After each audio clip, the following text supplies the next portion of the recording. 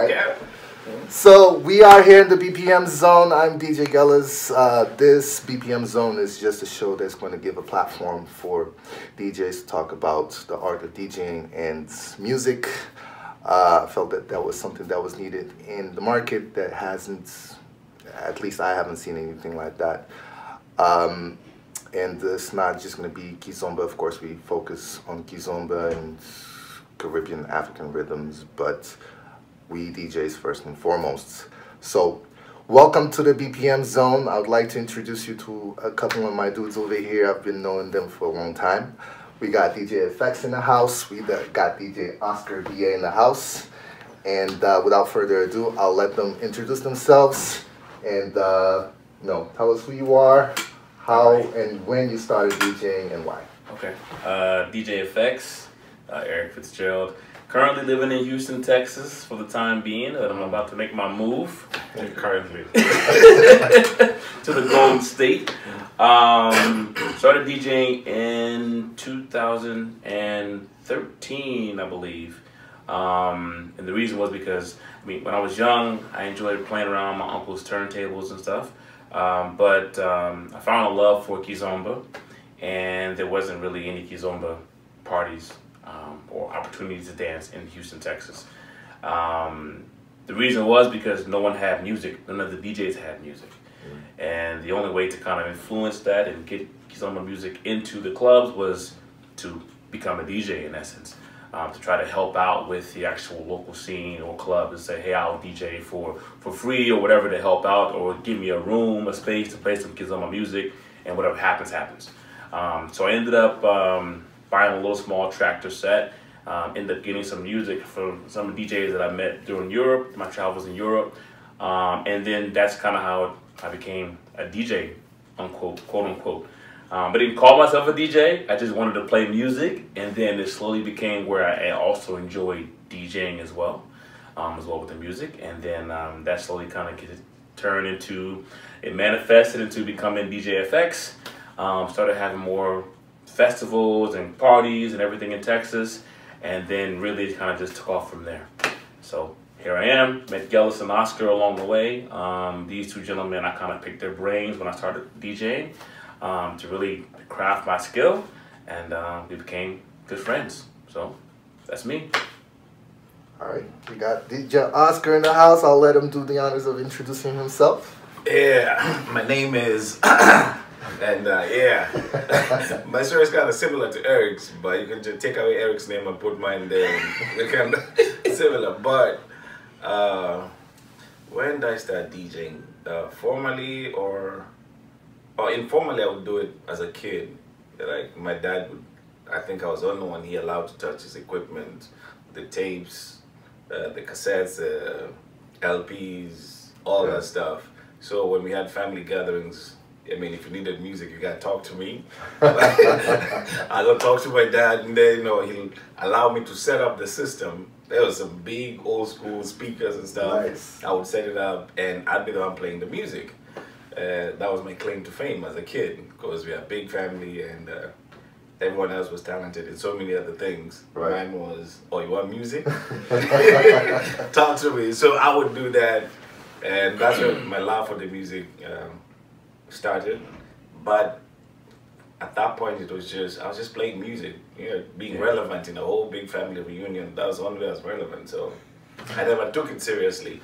And then in the early 2000s, it was early 2000s, I started DJing again, but it was salsa, bachata, zouk, in Nairobi at some of the clubs and stuff, because I had the music.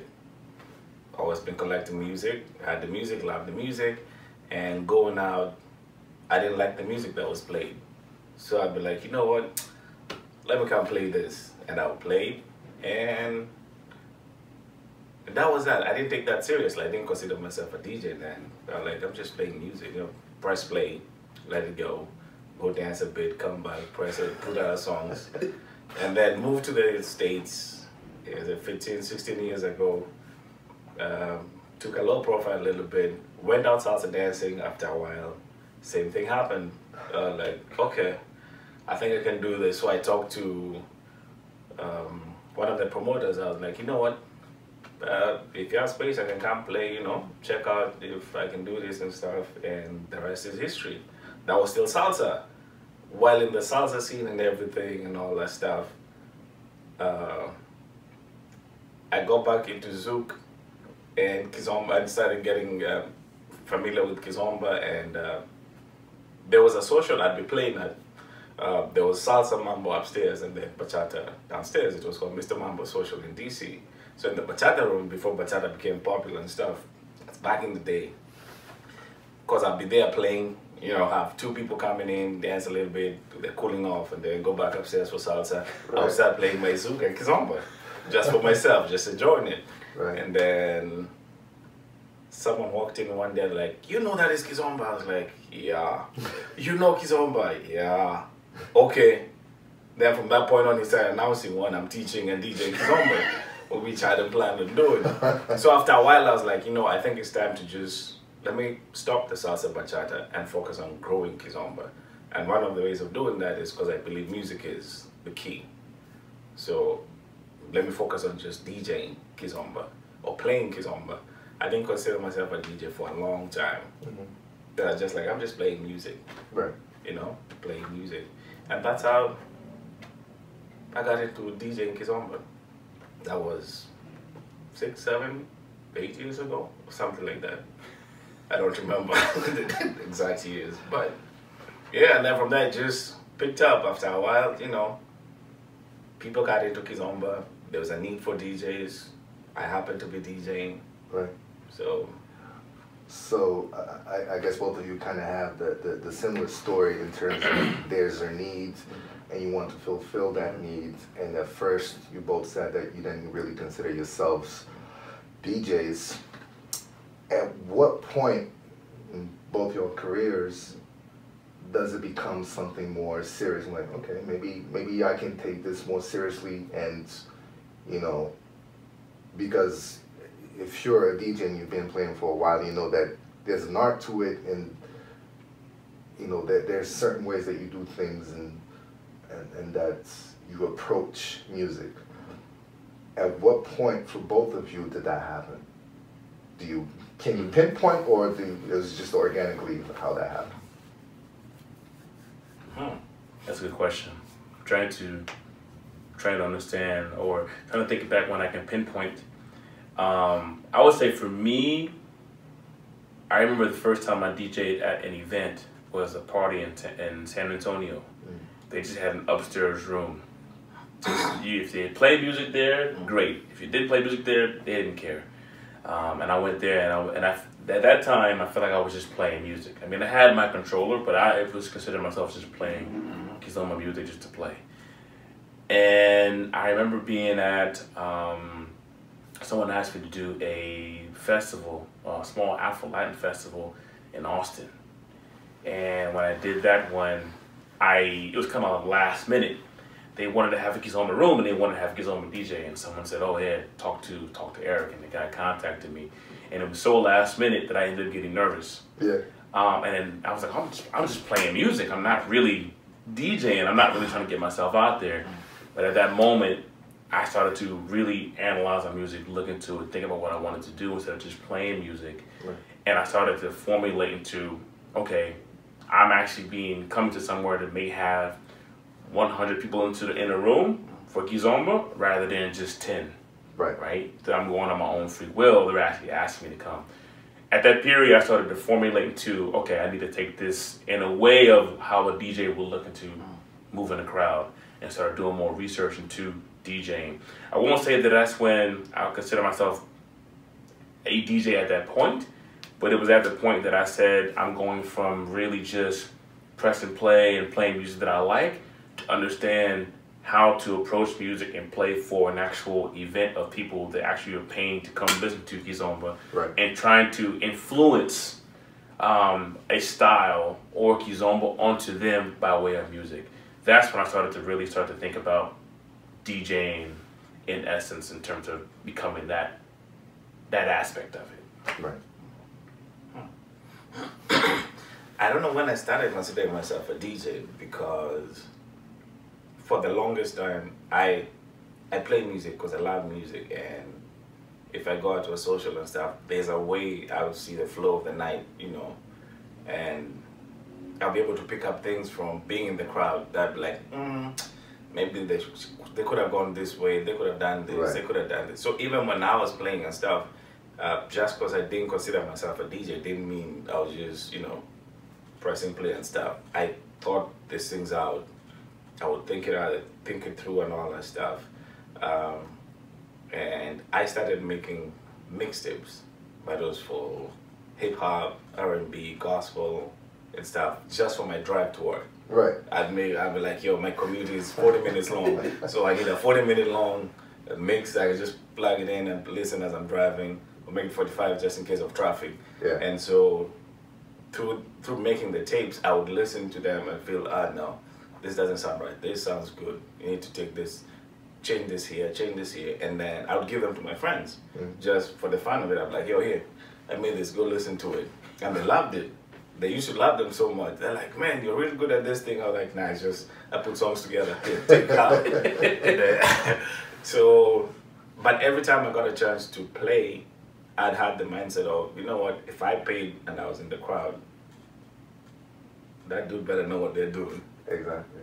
Because it's not just, so I'd put the pressure on myself to make sure whatever, whether it's for 10 minutes or 1 hour, that whatever I played, I tried to read the crowd, give them what I think they needed compared to what the other DJs were doing. Because in the salsa, we would have, you know, we'd be DJing two or three DJs a night. And DJs would just come play music. You know, if you're playing salsa for 30 minutes, then 2 bachatas, 2 merengues maybe, and maybe a cha-cha, and then back to salsa. Yeah. It's all about get the hard songs in, drop them. For me, because I'm also a dancer, I feel like there's something wrong with that format. Right. So when I come to play, I'm thinking, how do I feel the night should be? Right. How's my set supposed to be? So I'd have my ups and downs and take it, you know, feel like I need to take it through a journey. That always was my mindset when playing. As things went on, people started calling me a DJ way before I called myself a DJ. Yeah. They're like, what's a DJ now? Like, I have none. Just put Oscar BA. Just put Oscar BA. Just put Oscar BA. I think in the last 2-3 years is when maybe I started calling myself DJ. Yeah. Till now, up to now, even when I do events, I don't put my name as a DJ. I'll just put a list of DJs. I say DJ so-and-so, so-and-so, and then Oscar BA. But in following up on that, Oscar, you know, you've been all over the country, and you do so many events. Why do you think that you still have a hard time in putting that label? I mean, I understand the responsibility in terms of calling yourself a DJ and I guess respecting the art of all of those that created DJing as an art form to where it is today. But as far as you, and I've known you for a while, and you've been DJing in all kinds of major events, why do you think that, you know, that's so, I guess it's hard for you to still view yourself as a DJ, like this jockey? Let me see. I think because growing up, listening to music and DJs, I would see the amount of work, the skill level, Yeah. and you know, it wasn't just you got your controllers or whatever, and you got music and you got people listening. No, it was, you're not a DJ unless you're a DJ. You know, you were scratching, you're doing all this crazy stuff, you're, you know, on top of everything and all that stuff. And my perspective is, you're a DJ, not just a kizomba DJ or a salsa DJ. I think that's a low bar. When all you can do is this genre of music. I can just play salsa, I can just play kizomba. Right. Maybe look and see what else is being played here. Oh, some compa, okay, I can get 2-3 songs. Right. Throw them in, you know, or Afro house, oh, okay. Same 6 songs, some Afro beat and all that. That, for me, doesn't quite rise up to the standard of a DJ. Right. When back home in Kenya, early 2000s, I used to collect a lot of music, and so I would give them out to DJs. And one of the things I did was I used to work with a DJ, and I liked the part of I'll provide music and I would help carry and set up equipment. I did that for the longest time because I like being in the background. Yeah. I don't like being in the front. I like being in the background. Just make sure everything is working. So I'd be setting up equipment, loading, all that stuff, and I would see the work he puts in. Yeah. So I think to a certain extent, if I compare my journey now and the journey of all these DJs I saw back in the day, I think I had an easy time. I had an easy way into the game. So to a certain extent, I still feel like, you know what, I can hold my own if I'm put next to them. Not that, you know, not that I can't hold my weight if we're on the same billing, but still, I don't know, there's that perspective, a perception of a DJ from back in the day. Yeah. That I haven't gotten out of my mind yet. I completely understand that, and for me, growing up, coming up and seeing a lot of DJs, and I remember the first time that, you know, I seen a big DJ being on that spotlight and having to entertain people for a few minutes in a format that you'd had to kill. Everybody get everybody excited, and that DJ was Kid Capri. Oh, Def Comedy Jam. Oh wow, okay. And he was doing the sets in between the comedians and all that and thing. But to me, and watching that art, and of course other DJs that at the time were doing it, for me, Lefty was also DJ Lefty from Lights Out DJs from Providence, Rhode Island. Shouts. Watching him doing his thing and entertaining people and getting that adrenaline rush, and watching everybody just taking him on a journey, like you said, and having that peak of energy burst. Everybody's winding out and all that, and have a club full of people, and you controlling what those people are feeling at the moment in a certain way. And as a segue to that, I'd like to ask you guys the importance of a DJ in any party. As you talk, there's so many layers, there's so many things, so many dynamics that go into a night that regular people that just attend the party are not aware of. You have to, every 30 seconds, be thinking about what the next song is or what you want to play next to take them on a certain energy level that goes up and down throughout the night. So why don't you talk about that also, because you have an interesting perspective. Both of you are instructors of Kizomba and Simba, and you also DJs. So you bring in a different perspective that can, you know, add to the value of helping other people understand the importance of a DJ in a night that are often dismissed as an important piece of the whole puzzle. So, Eric. the man. The effects. Let's see here. So, I mean, I've taught at a few festivals. I was teaching in Houston for quite some time. And I think a few years ago, I started to realize that, you know, the DJ at a party or at an event that has, let's say, workshops and a party, or just a party by itself, is extremely important to the overall event and party, and can oftentimes be overlooked by, let's say, the organizer of said event. In essence, to understand that people come to the workshop, come to the events, and usually the workshop is X amount of people, but usually the party can be 3X, 4X, those people that came to actually the workshop. And most of the time, people come to the workshops to, you know, learn, maybe socialize a little bit, learn a new technique, learn a new skill, meet the instructor. But at the party, usually people remember the overall event based on the party, the entertainment, the good times they had at the party. That's what usually people have been promoting the event. Oh, this event was great because the party was X, Y, Z. they would also, you know, if they enjoyed the workshop too, they make a comment about that. But you can tell over the past few years that people usually are honing in their experience from the actual party. Mm-hmm. And usually they'll attribute that to the DJs for the most part. They were at that party. Mm-hmm. Whether or not the DJ made the party fantastic, stupendous, or whether or not the party was maybe subpar because the DJ was subpar that night, right?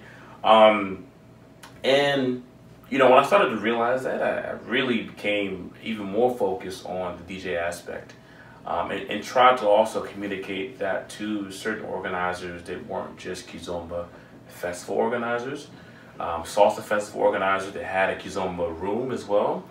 I would try to explain to them that, you know, it's good to have salsa Kizomba workshops, but the party is what really is people are coming to the event for the actual Kizomba party. And the DJs will help represent your event and the Kizomba part of your event in full effect so that the actual attendees get the most out of your event for Kizomba.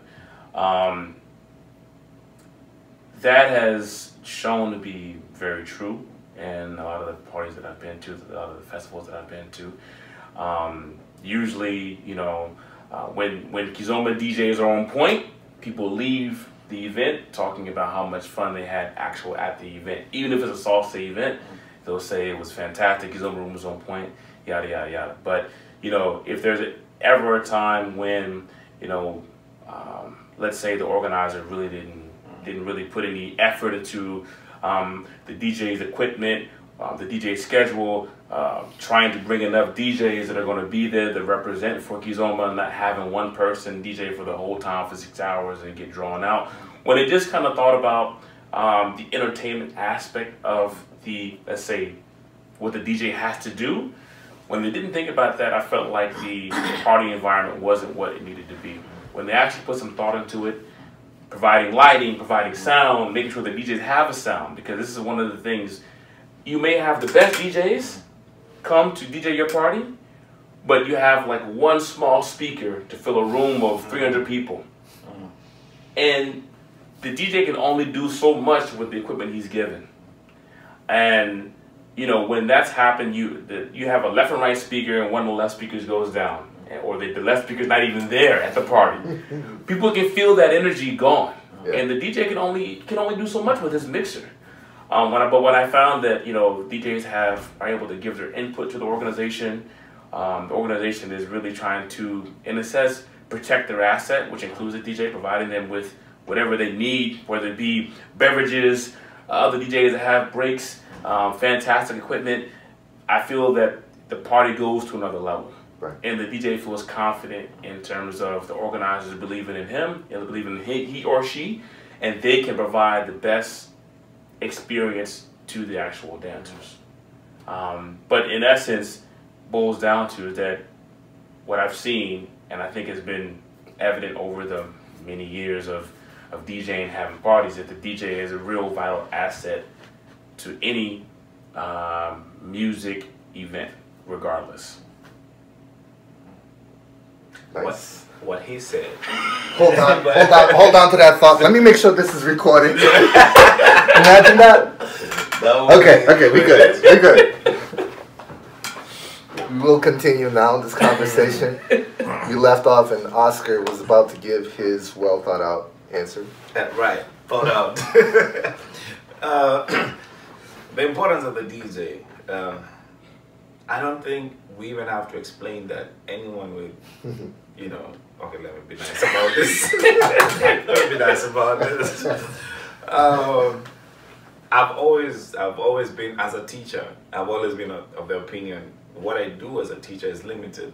My work is to prepare people to go out dancing. Mm-hmm. I'm just a conduit. They're not there for me. They're there, I'm getting them ready so they're able to go out dancing. Meaning that dancing is that much important. That should give anyone, that should make everyone understand how important it is, because even as teachers, whatever teacher you bring, their job is to prepare these people for when they go out dancing at night. Mm-hmm. So if that's all we are trying to do, why aren't we focusing on making sure they have the best experience. Because what everyone is doing is to get them to go out to dance. And like you said, most people rate a festival or an event based on the music, whether we like it or not. It's all about the music. Dancing is all about the music. That's the beginning and the end, music.